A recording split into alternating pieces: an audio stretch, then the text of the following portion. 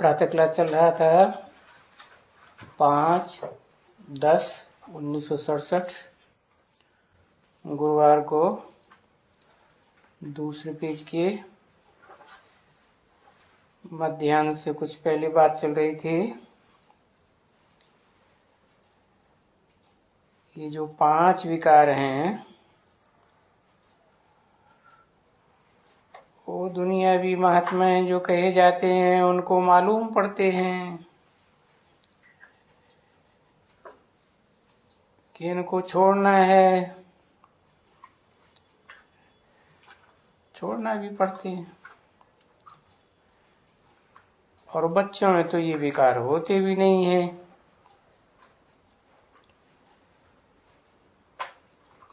तो उस बचपन में इनको इनोसेंट कहा जाता है।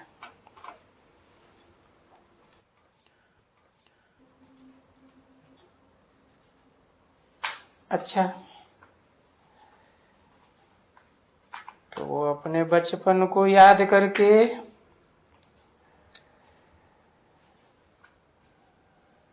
घर बार छोड़ देते हैं।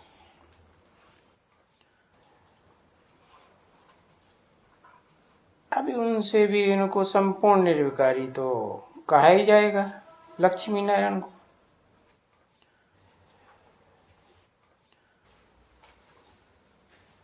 इनको ऐसे कहा जाता है ना, सर्वगुण संपन्न 16 कला संपूर्ण संपूर्ण अहिंसक मर्यादा पुरुषोत्तम। परंतु उन साधुओं को तो कभी ऐसे नहीं कहेंगे सर्वगुण संपन्न 16 कला संपूर्ण संपूर्ण निर्विकारी। बंसा तक भी अहिंसा परमो धर्म।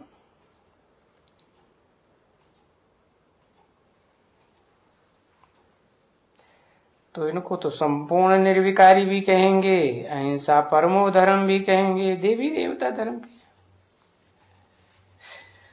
उनका तो संन्यास धर्म है। तो बाबा ने समझाया कि ये हिंसा और अहिंसा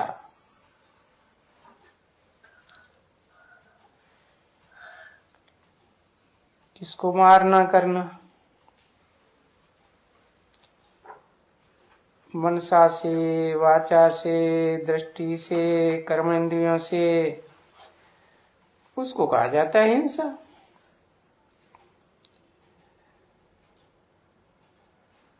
कहेंगे किसी को क्रोध किया या किसी को तलवार से मारा तो उसको हिंसा कहा जाता है। तो अभी बेहद का बाप समझाते हैं ये काम कटारी चलाना ये भी तो बेहद की हिंसा है, और ये है सबसे बुरी हिंसा। क्योंकि इसके पीछे सब प्रकार की हिंसा आ जाती है। जिस हिंसा से तुम लोग गिरते आए हो,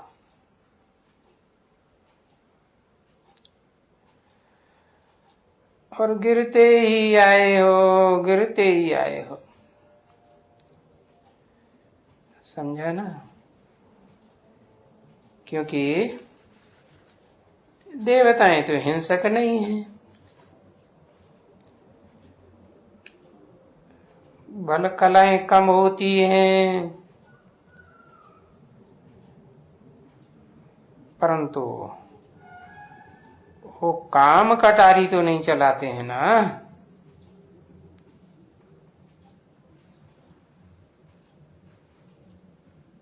तो मनसा में पवित्रता तो होती है ना, आत्म की स्थिति में है इसलिए पवित्र।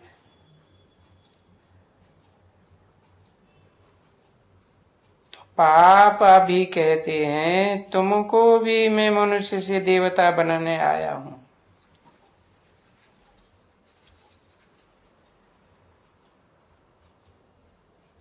मन को अपने स्वरूप में बिंदु रूप में टिकाना पड़े। इसे देवताएं टिके हुए होते हैं। समझाना बच्चे। परंतु वो देवताएं सतयुग में होते हैं।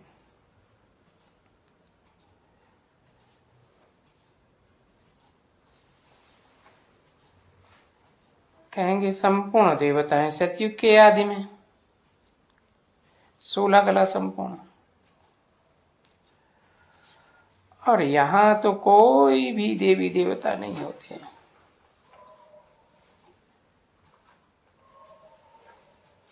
चाहे कैसे भी ऊंचे थे ऊंचे सन्यासी, धर्मात्मा, महात्मा कहे जाते हो,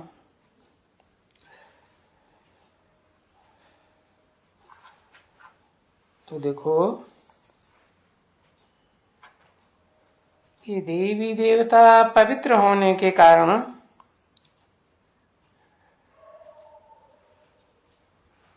यहां इस दुनिया में अभी कोई भी वो देवात्माएं अपन को देवी देवता नहीं कह सकते।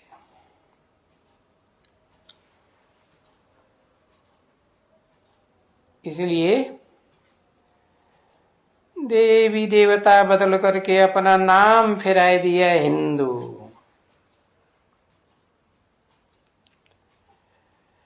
क्योंकि देवी देवता कहने में लज्जा आती है।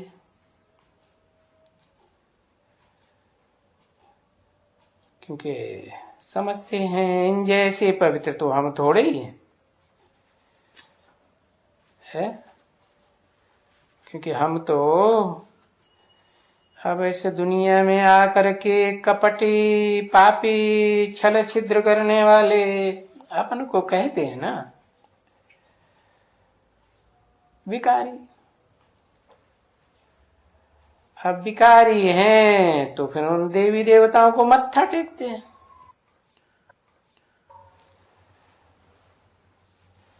तो जो मत्था टेकते हैं वो फिर अपन को देवी देवता कैसे कहेंगे? मत्था टेकना माना मन बुद्धि झिकाना। मन बुद्धि से झुके हुए हैं तो देवता कैसे कह सकते हैं? हिंदू कह दिया। 5-10-67 की प्रातः क्लास का 3रा पेज। अब हिंदू तो कोई धर्म होता ही नहीं है, क्योंकि काम के आधार पर नाम पड़ते हैं ना। कह देते हैं हिंदू, हिंसा को दूर करने वाले। परंतु हिंसा तो सब प्रकार की करते हैं ना, मनसा से, वाचा से, दृष्टि से, वृत्ति से, कर्मेंद्रियों से। अब हिंसा करते हैं आदि में, तो जब सृष्टि की आदि हुई, सतयुग था, तब सनातन देवी देवता धर्म के थे।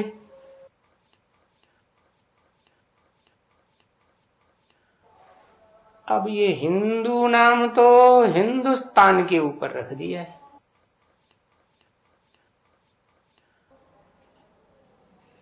विदेशी लोग आए तो सिंधु नदी से होते हुए आए, वहां के रहने वाले लोगों को नाम रख दिया हिंदू, से बदल के हिंदू हुआ। पहले पहले ये जो मुसलमान लोग हैं ना, वो आए,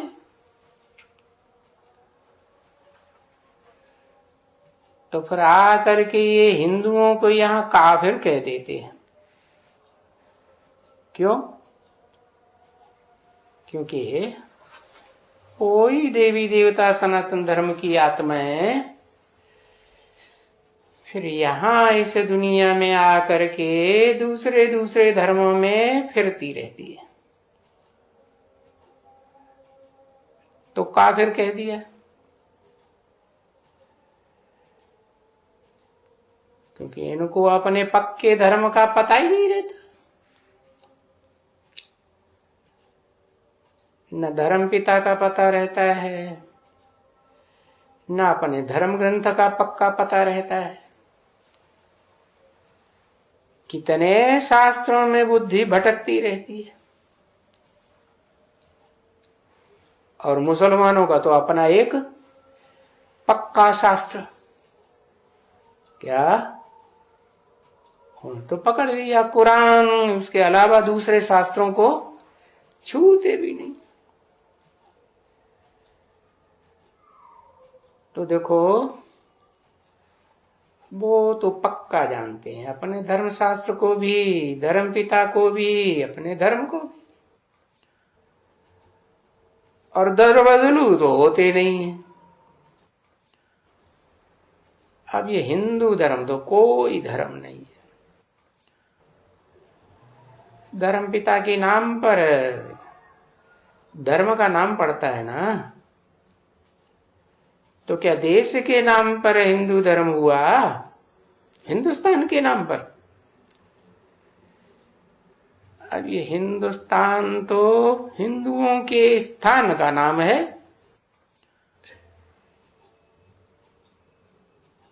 और वास्तव में तो हिंदुस्तान का नाम भी कोई हिंदुओं का स्थान नहीं था। ये तो जब अपन को हिंदू समझने लगे, नाम रख दिया, शर्म आई, हम देवी देवता कैसे कहें अपन को, तो ये हिंदुस्तान नाम स्वीकार कर लिया। हाँ, हम हिंदुओं के स्थान के हैं, नहीं तो भारत नाम था, जिसका अर्थ ही होता है भा माने रोशनी, ज्ञान की रोशनी में लगे रहने वाले, पक्के ब्राह्मण। समझा ना बच्चे? ब्राह्मण तो क्या करते हैं? ज्ञान लेते हैं, ज्ञान देते हैं, तपस्या करते हैं, तपस्या करना सिखाते हैं। और ये मुसलमान जब से आए तो क्या इनके ग्रंथ में कोई ज्ञान है? क्या धर्म पिता ने कोई ज्ञान दिया? बस अज्ञान में ही डूबे हुए हैं। समझते हैं हम तो देह हैं, देह का भान ज्यादा है।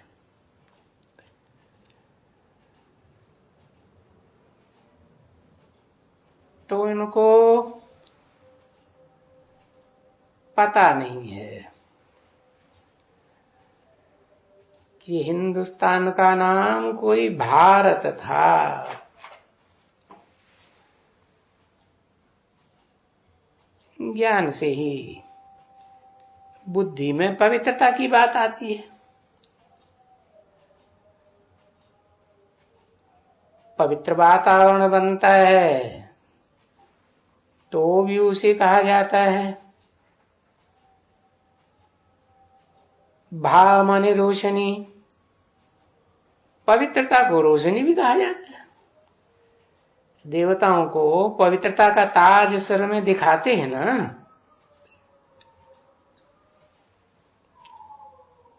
तो भारत भी कहलाता है। फिर अपन को हिंदू समझ लेते हैं, हिंदुस्तान के वासी।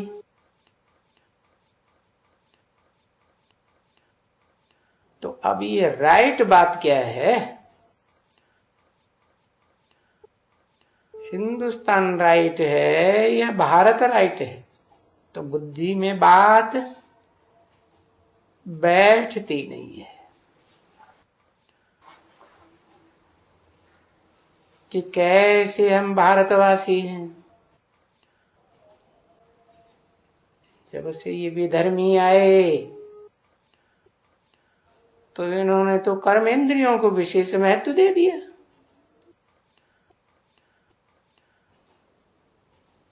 कर्म इंद्रियों से कर्म करेंगे तो उसको बहुत श्रेष्ठ मानते हैं, क्योंकि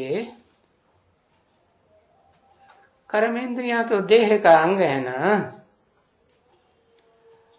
और निचले अंग है। देह के भी ऊंचे अंग तो ज्ञानेंद्रियों को कहेंगे ना। जिन ज्ञान इंद्रियों के सहारे ज्ञान लेकर देवताएं देवता बने थे,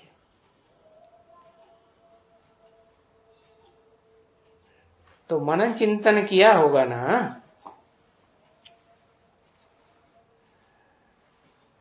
तो उसको हम कहेंगे कि हमारा नाम लिखो ब्राह्मण धर्म,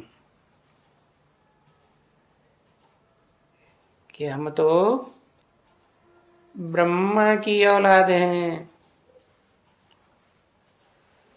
और फर्स्ट क्लास ब्राह्मण है। नहीं तो ब्राह्मणों की भी कुरियां बन गई ना। जो ब्राह्मण सो देवता बने, देवताएं भी पीढ़ी दर पीढ़ी नंबरवार देवताएं बने, और वो ही नंबरवार देवताएं फिर इन विधर्मियों के संग के रंग में आकर के वैश्य बन पड़े, शूद्र बन पड़े। आज तो सारी दुनिया क्षुद्र बन गई, नौकर चाकर बन गई। तो भले तुम कहेंगे कि हम ब्राह्मण धर्म के हैं, तो भी वो नहीं मानेंगे। कौन? जो प्रजातंत्र शासन के परस्त हैं।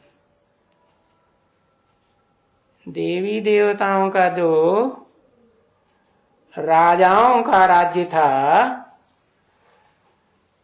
वो भगवान ने कैसे स्थापन किया था राजयोग सिखाकर,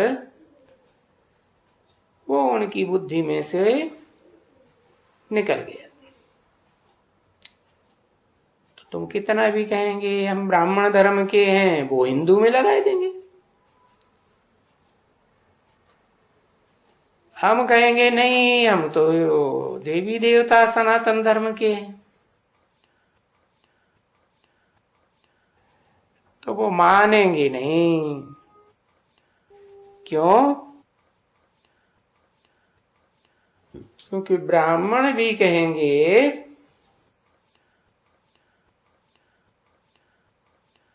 तो ब्राह्मणों में भी जो नीची कुरी के ब्राह्मण हुए, सो नीची कुरी के देवता हुए, उन्होंने तो ब्रह्मा का नाम ही डुबो दिया, तो देवी देवताओं का नाम डुबो दिया। कितनी ग्लानि कर दी है शास्त्रों ने। अब जैसी दृष्टि बनती है वैसी सृष्टि दिखाई देती है। और ऋषि मुनि सन्यासी खुद विकार से पैदा हुए, तो देवी देवताओं को ही विकारी समझ लिया।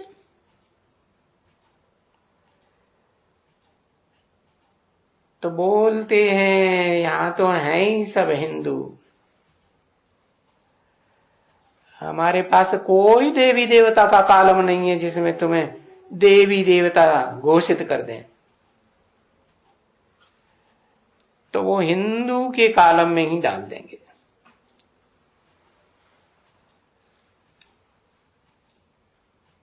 क्योंकि उन प्रजातंत्र परस्तों को मालूम ही नहीं है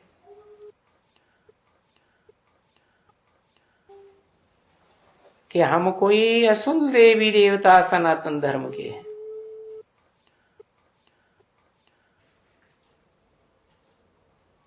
और फिर हम अभी अपन को देवी देवता धर्म का कह भी नहीं सकते हैं।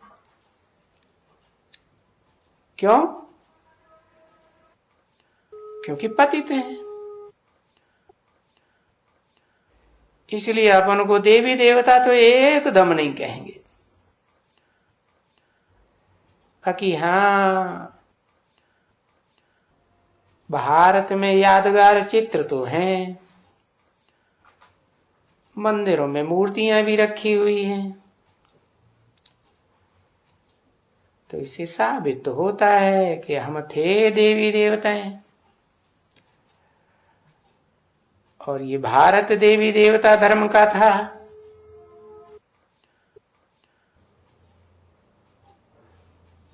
अभी वो ही भारतवासी जो देवी देवता धर्म वाले थे, पूज्य थे, सो अब देखो कैसे पुजारी बन गए।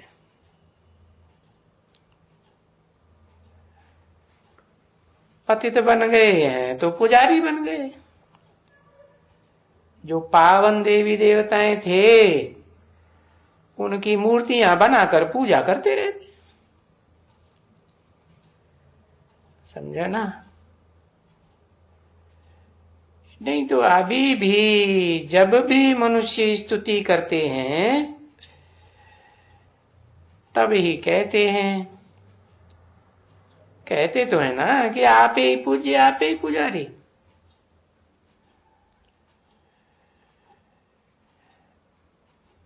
तो कभी भी कोई सत्संग इस दुनिया में ऐसा होता ही नहीं है, सारी दुनिया में, जहां बैठ करके बाप कहते रहे, हे बच्चों, रूहानी बच्चों,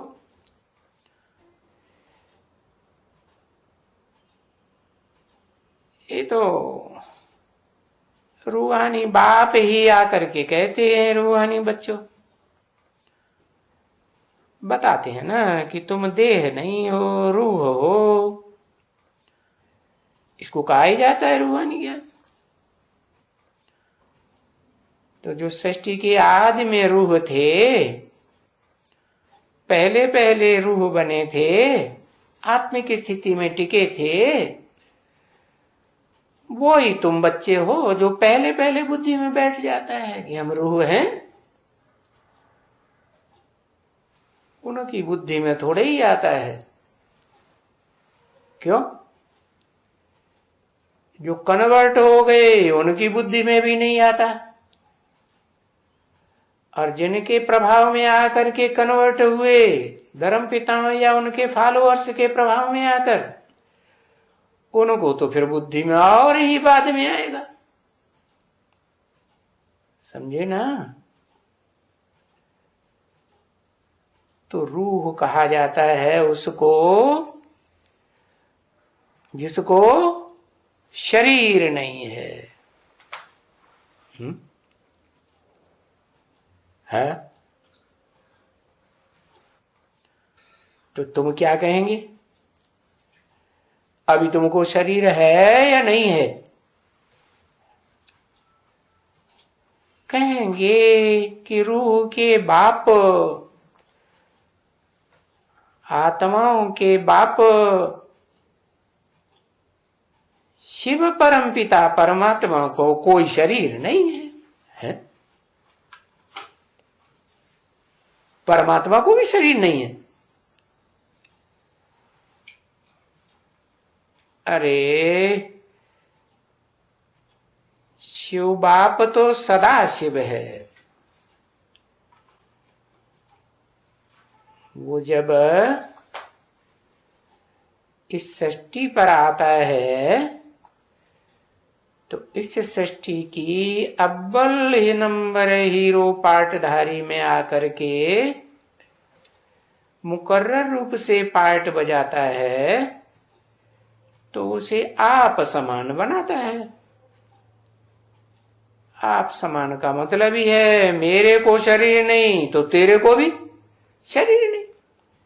माने तेरी जो मन बुद्धि रूपी आत्मा है वो भी ऐसी स्टेज प्राप्त करे, कैसी कि मैं शुद्ध ज्योति बिंदु आत्मा हूं, मैं अलग और ये शरीर अलग।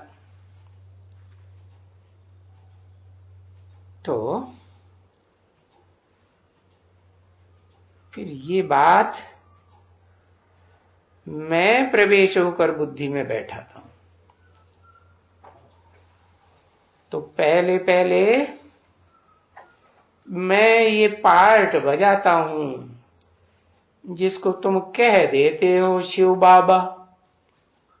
वास्तव में जिस शिव को तुम बाबा कह देते हो वो तो पुरुषोत्तम संगम युग में ही शिव बाबा कहा जाए कि सब युग में कहा जाए, है? शिव बाबा का पाठ संगम युग में कौन सी आत्मा बजाती है?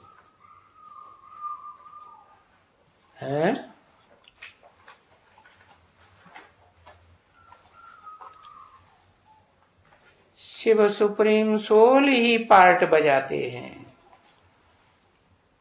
है? और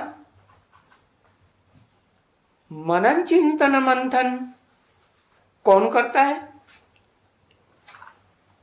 इस बात का मनन चिंतन मंथन कि शिव तो आत्माओं का बाप ही है,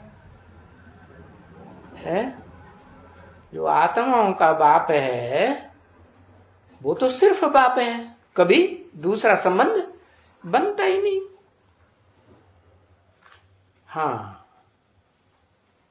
तन में मुकर्रर रूप से प्रवेश करते हैं तो उस तन के द्वारा उस समय शिव बाबा कहा जाता है।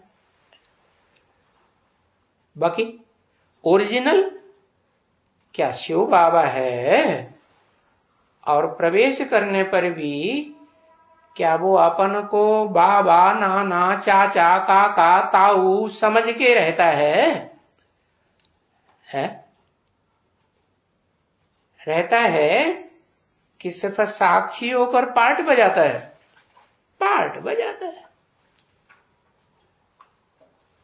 कहा जाता है जिसको शरीर नहीं है, तो शिव को तो कोई शरीर ही नहीं है अपना,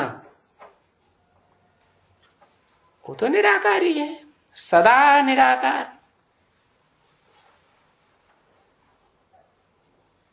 शिव के मंदिर में जाओ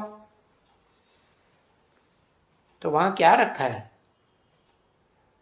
वो तो कह देते हैं शिव शंकर एक है? तो एक है, मंदिर में जिसको देखते हैं उसको कहते हैं शिव शंकर एक है। तो क्या शिव भी इस दुनिया में पार्ट बजाता है? अगर इस दुनिया में शिव भी पार्ट बजाए, इस दुनियादारी के चक्र में, चार युगों के चक्र में शिव भी आए तो क्या होगा? तो फिर वो भी जन्म मरण के चक्र में आने के कारण है सारा ज्ञान भूल जाए।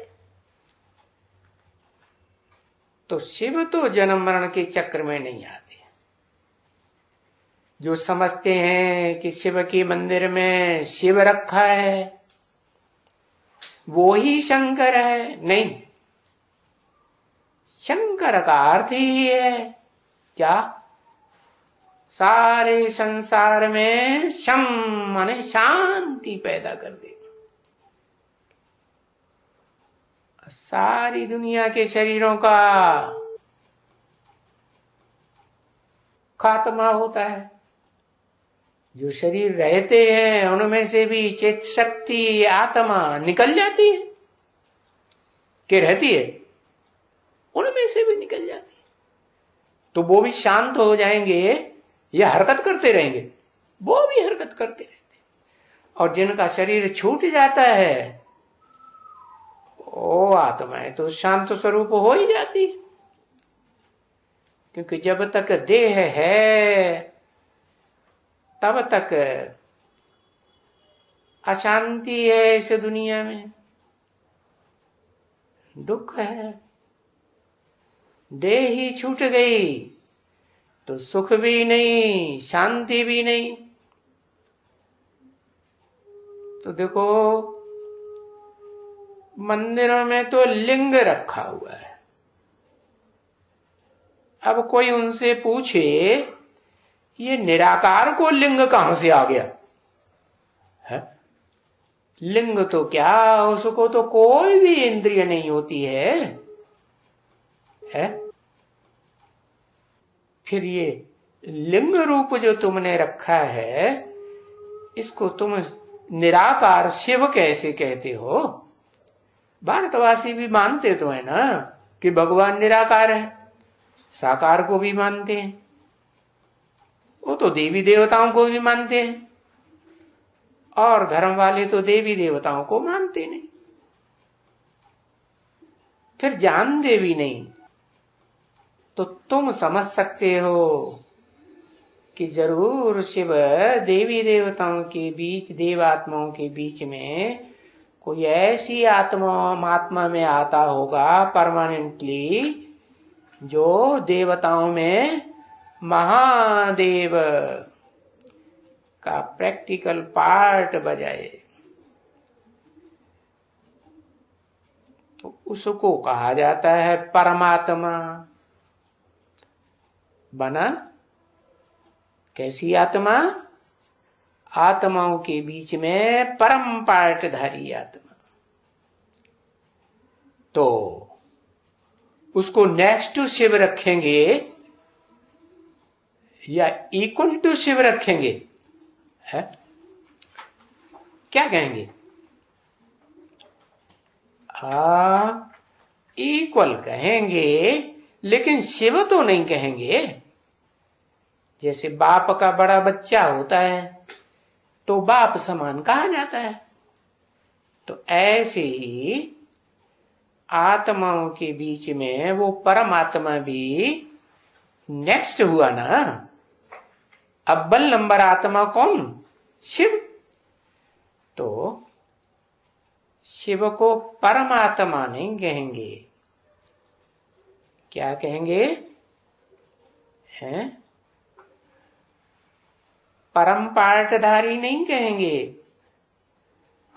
परम पार्टधारी तो तब कहें जब हीरो के मुआफिक चारों सीन में पार्ट बजाए, ऑलराउंड पार्ट बजाए। मैं तो इस सृष्टि में ऑलराउंड पार्ट बजाता ही नहीं। बाकी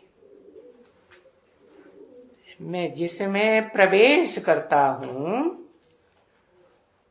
वो यादगार रखी हुई है। क्या? कि जिसको आप समान निराकारी बनाया, देह से जुदा कर दिया। क्या कर दिया? देह की स्मृति से उस मन बुद्धि रूपी आत्मा को अलग कर दिया। तो अलग कर दिया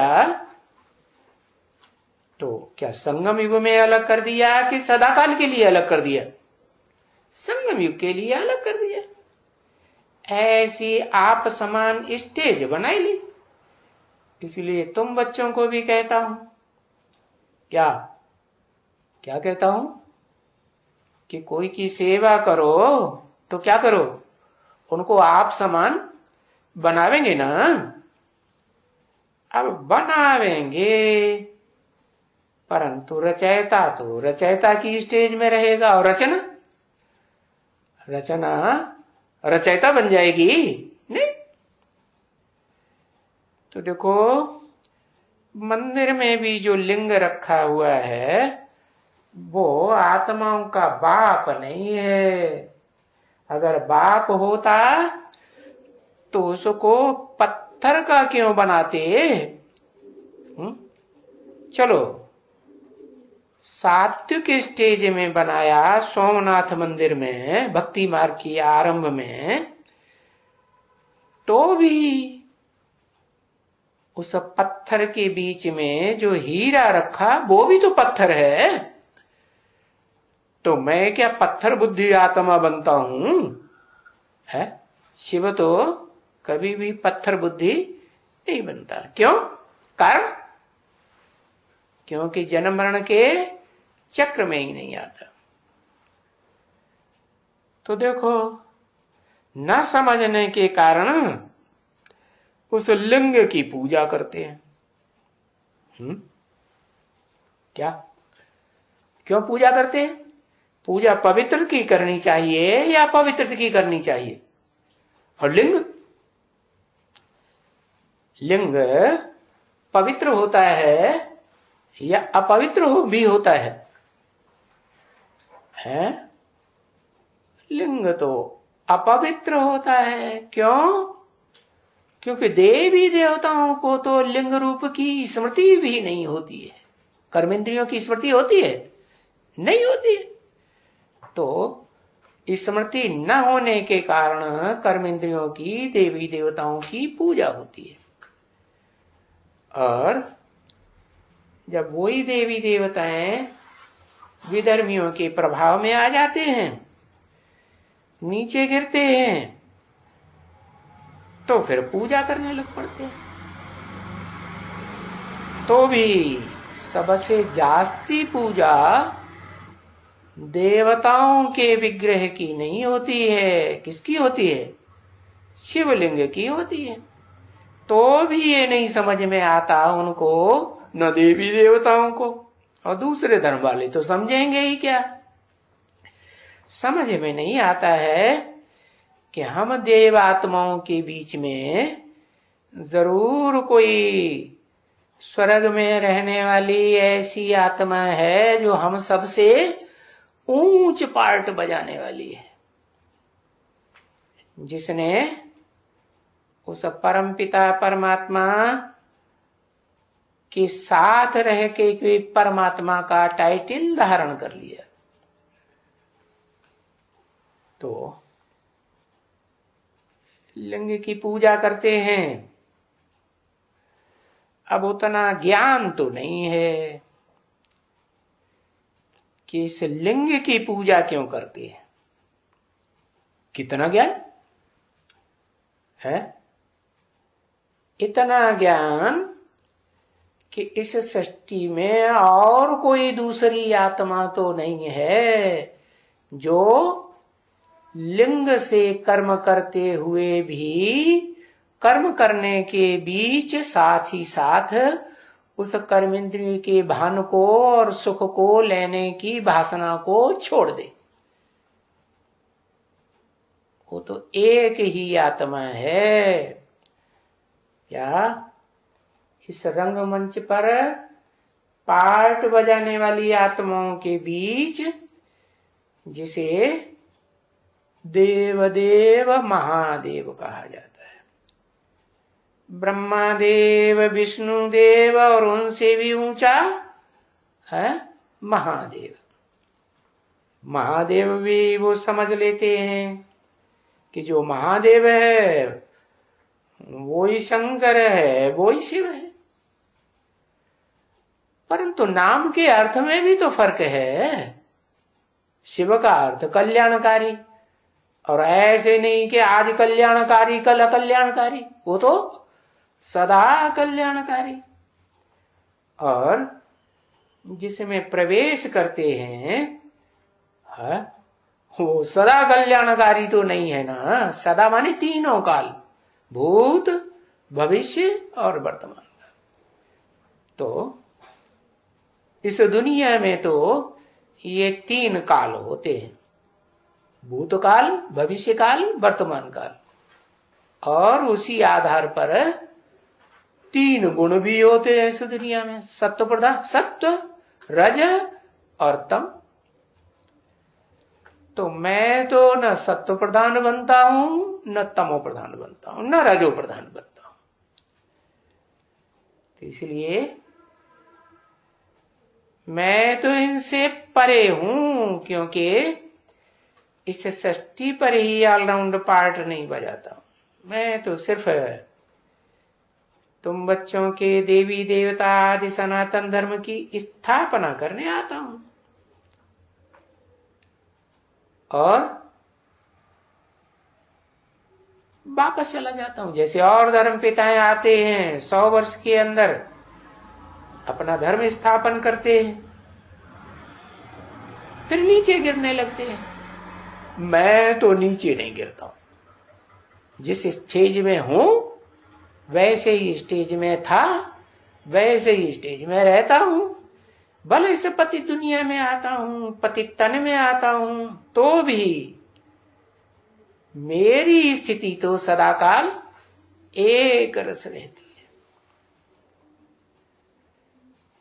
तो बच्चे सब जानते हैं कि यहां तो आत्मा है आत्मा की बात, और बहुत छोटी आत्मा है। इतनी छोटी आत्मा है कि कोई भी देख नहीं सकता।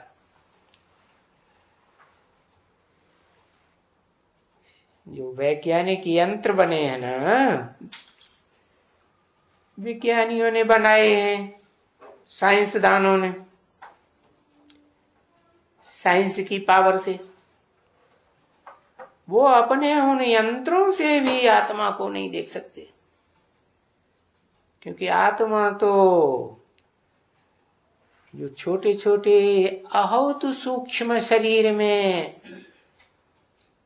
एक बूंद खून में कितने कीटाणु होते हैं, मलेरिया के कीटाणु होते हैं ना, वो यंत्रों से देख लेते हैं,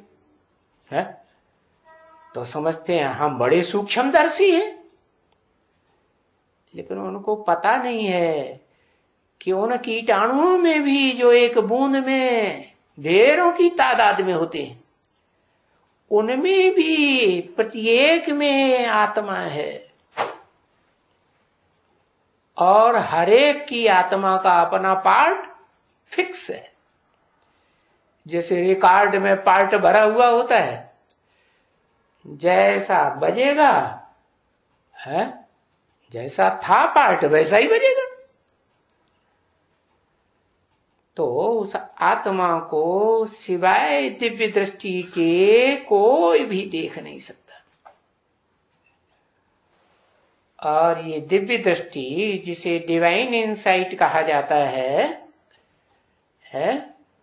वो तो जब पवित्र बनेंगे तभी दिव्य दृष्टि बनेगी, कि पवित्र बनने से पहले बन जाएगी नहीं। हाँ, ज्ञान का मनन चिंतन मंथन जितना करते रहेंगे, और ज्ञान के मनन चिंतन के अनुसार जितना प्रैक्टिकल स्टेज में टिकेंगे, उतना दिव्य दृष्टि बनती जाएगी। है, क्योंकि दिव्य दृष्टि भी तो यहां संगम में मिलेगी ना, पुरुषोत्तम संगम में। तो वो दिव्य दृष्टि भी बाप ही दे सकते हैं, दिव्य दृष्टि बाप दे सकते हैं। और बाप को दृष्टि है, आत्माओं के बाप को दृष्टि है, ज्ञान है। दृष्टि तो आंख से आती है? हाँ, तो अपनी दृष्टि नहीं है तो प्रवेश करके तो दृष्टि आती है ना। तो कहते हैं भक्ति मार्ग में भगवान की कृपा हो जाए, महात्मा जी की कृपा दृष्टि हो जाए, तो वास्तव में वो दृष्टि तो एक के अलावा और कोई भी नहीं दे सकता है। क्या? ऐसी दिव्य दृष्टि जिससे हर आत्मा अपने अनेक जन्मों के पार्ट को, रिकॉर्ड को उस आत्मा में देख सके। नहीं तो आत्माएं पार्टधारी तो हैं, और पार्टधारी हैं तो पार्टधारी को अपने पार्ट का पता होना चाहिए। परंतु कोई भी आत्मा को अपने पार्ट का पता नहीं रहता। क्यों नहीं रहता? क्योंकि 63 जन्मों से ज्यादा अपन को क्या समझे बैठे हैं? देह समझे बैठे। जब से ये देहधारी देह अभिमानी धर्म पिताएं आए, उन्होंने उनके संग के रंग से देवात्माओं को भी देह अभिमानी बना दिया।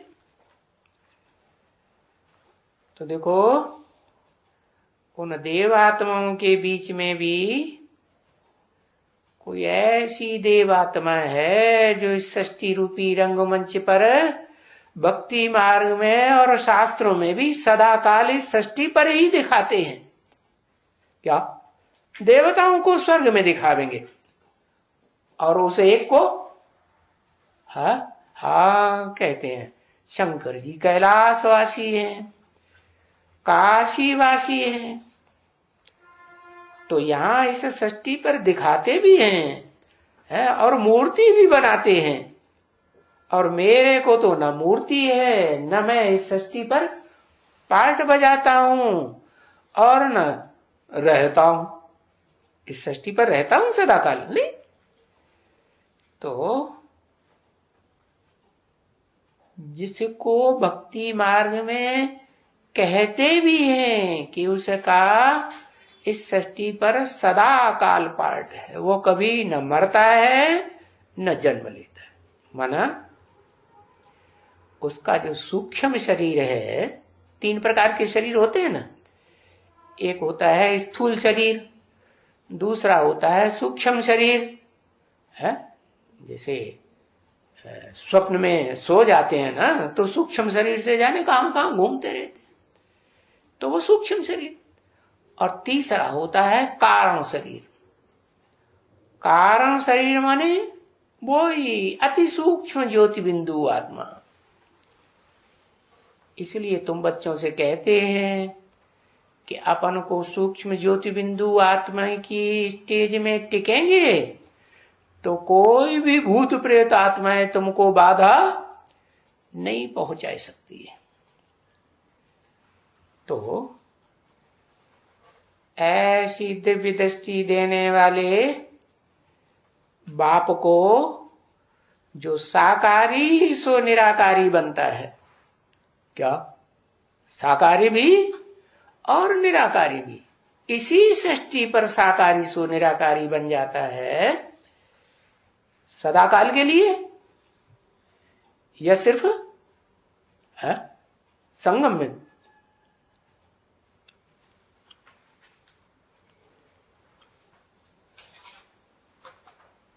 संगम में। और बाकी देह अभिमानी।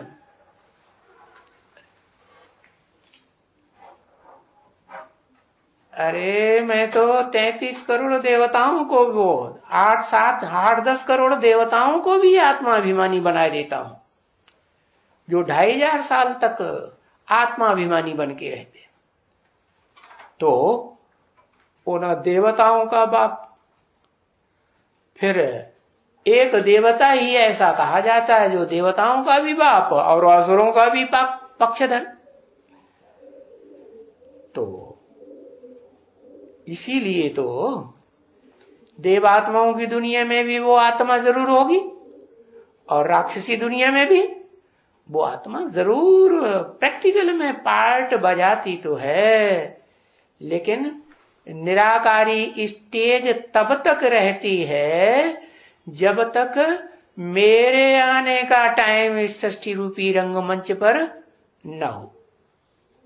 मैं आता हूं तब वो आत्मा भी कैसे इस सृष्टि रूपी रंगमंच पर जो ऐसी आत्माएं आती हैं जिनको उस लिस्ट में रखा है। किस लिस्ट में है? जो मनन चिंतन मंथन ऐसे करती ही नहीं, जैसे जानवर हो गए है। ऐसी आत्माएं जिनको बताया 500-550 करोड़ के ऊपर जो आत्माएं इस सृष्टि रूपी रंगमंच पर आती हैं, वो कैसी होती हैं? मनन चिंतन मंथन करने वाली या जानवरों जैसी? जैसे हाथी होता है, थोड़ा सबल तो समझदार तो होता है ना, हाँ, तो फिर भी मनन चिंतन मंथन करेगा? नहीं करता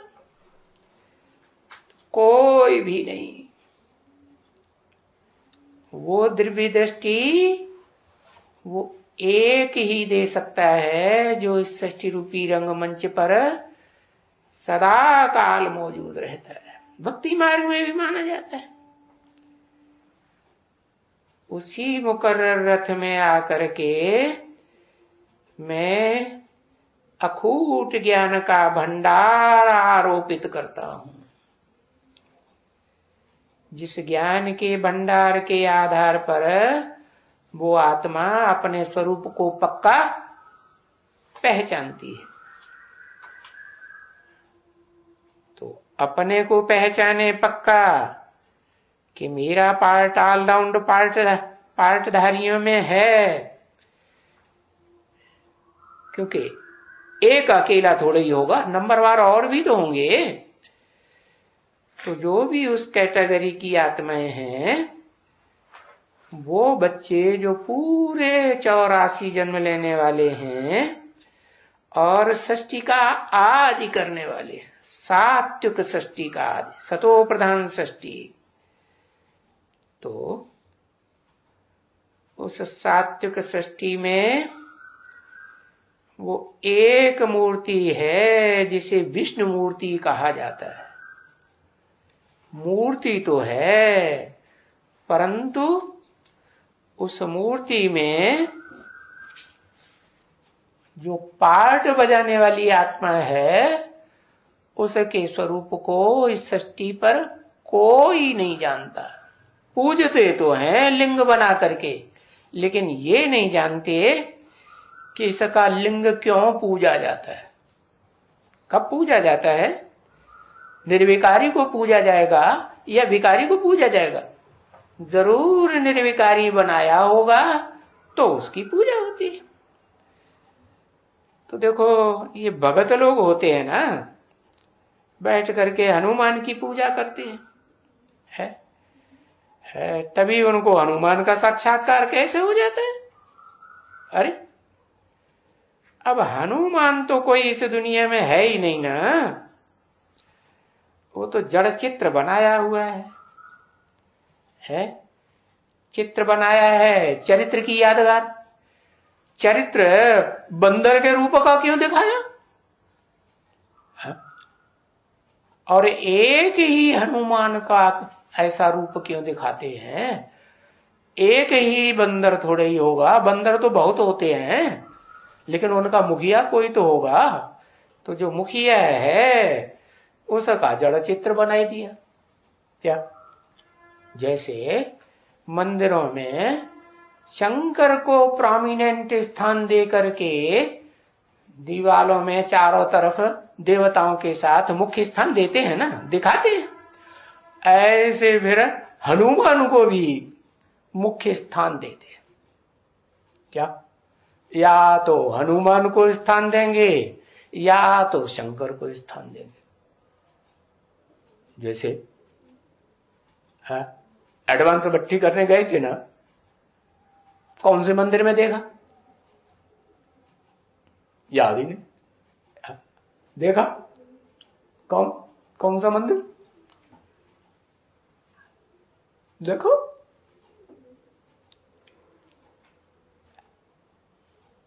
देखा? गए ही नहीं। गए तो देखा नहीं, मंदिर घुमाया नहीं। अरे हाँ याद है, उसमें लिखा है रामेश्वर नाथ मंदिर। क्या? ऊंचाई पे बना हुआ है, गंगा जी की तरफ। क्या? ऐसे मंदिर हैं जो जैनियों के मंदिर हैं, गांव के दक्षिण साइड में, और वो किस तरफ? उत्तर साइड में। तो उस मंदिर में शिवलिंग बीच में रखा है और हनुमान की मूर्ति देवताओं के बीच में प्रोमिनेंट स्थान पर रखी हुई है, पहले पहले नंबर में।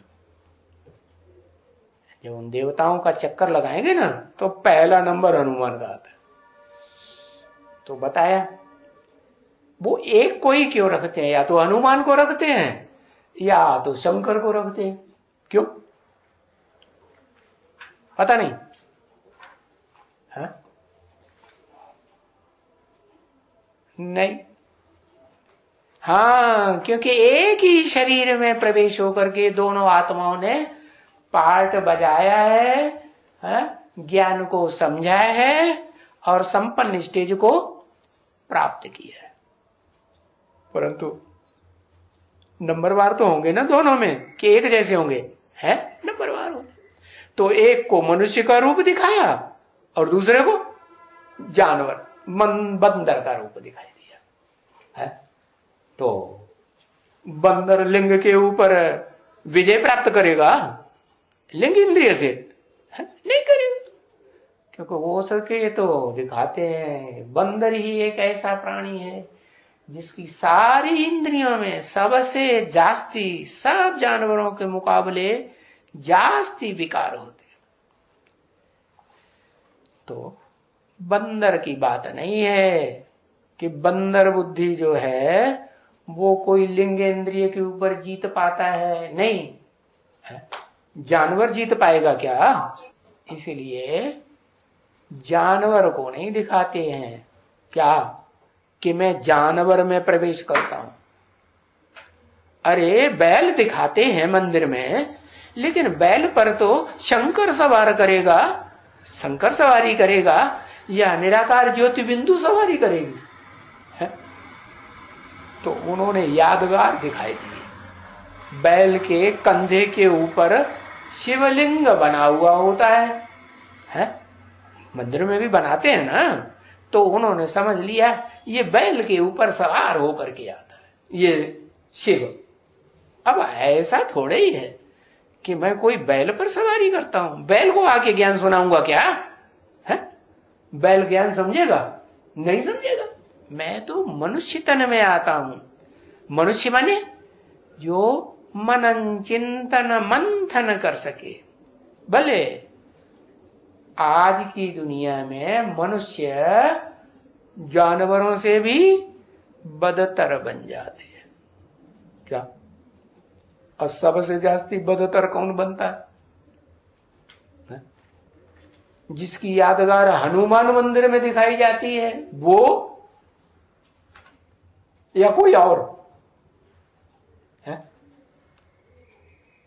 अरे बताओ। लिहाज करते हम अपने बाप का नाम क्यों बताएं? है हनुमान। अच्छा, हनुमान सबसे जास्ती बदतर बनता है, सबसे ज्यादा नीच। बदतर माने नीच है? हनुमान का पाटधारी, हनुमान की पाटधारी आत्मा ही होगी। हनुमान का पाटधारी आत्मा ही होगी या परमात्मा होगा? परमात्मा की आत्मा को कहें कि हनुमान का पाठ बजाती है, कौन आत्मा? अरे मैं नीच सृष्टि में नीचते नीच में आता हूं। हाँ तो नाम बता दो। नाम बताने, बाप का नाम बताने शर्म आती है? प्रजापिता माता जी ने पहले बता दिया। हाँ, प्रजापिता माने सारी सृष्टि में कितनी प्रजा? 500, 700, 750 करोड़ प्रजा, सबका पिता। तो उसमें नीचते नीचे जानवर भी हैं कि नहीं है? कीड़े मकोड़े भी हैं या नहीं? हाँ, कीड़े मकोड़ों को तो सबसे नीचे माना जाता है। नाली में क्या होते हैं? कीड़े होते हैं। नाली के कीड़ों को वो एक दूसरे को काटते, एक को काटता है, दूसरा दूसरे को काटता है, दूसरा तीसरे को, तीसरा चौथे को एक दूसरे को काटते हैं और दुखी होते थे, दुखी करते रहते।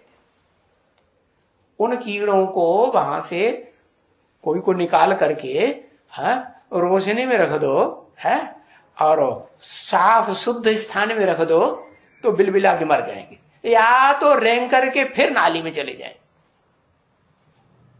तो ये हिसाब है हनुमान जी महाराज का। क्या हनुमान को बंदर क्यों दिखाया? कि वो बंदर का काम क्या छोड़ेगा नहीं।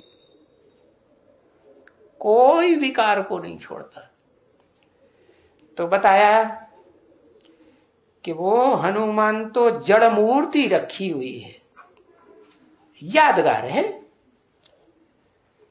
तो ये दिव्य दृष्टि दाता बाप बोलता है? कौन बोलता है? ये दिव्य दृष्टि दाता बाप। अरे ऐसे सीधे क्यों नहीं बोलते, मैं बोलता हूं, ऐसे क्यों नहीं कहा? ये दिव्य दृष्टि दाता बाप बोलता है। क्या बोलता है? कि मैं हूं। क्या हूं? है? अरे मैं हूं दिव्य दृष्टि दाता। कौन सी दृष्टि? आंखों वाली दृष्टि नहीं है। एक दृष्टि होती है मन बुद्धि की दृष्टि। मन बुद्धि सूक्ष्म तो दृष्टि भी है, आंख भी कैसी? सूक्ष्म। तीसरा नेत्र जिसे कहते हैं। लेकिन वास्तव में कोई मनुष्य को तीसरा नेत्र होता है क्या? होता तो नहीं है, देखने में तो आता नहीं। तो निराकार को वो निराकारी नेत्र होता है, और जिस साकार में मुकर्रर रूप से प्रवेश करते हैं उसमें साकार नेत्र होता है। तो उस साकार नेत्र के कनेक्शन में संग के रंग में जो आते हैं, कोई कम आते हैं, कोई ज्यादा आते हैं।